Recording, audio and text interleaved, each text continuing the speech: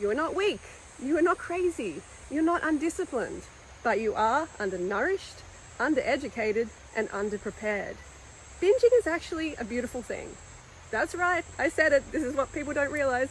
It's a beautiful thing because it's your brain trying to protect you from life-threatening deficiencies and ultimately death by pushing this urgency to eat upon you.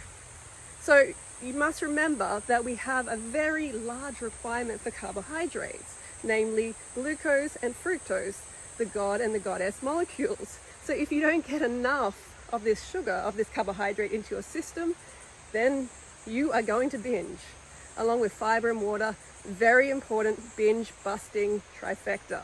So binging is your brain's way of protecting you. You heard it here first, it's a beautiful thing. As far as nutrient intake goes, not many people know this, but glucose and fructose deficiency are the most life-threatening deficiencies that you can develop. So the brain must protect you with a binge. So next time you binge, remember this.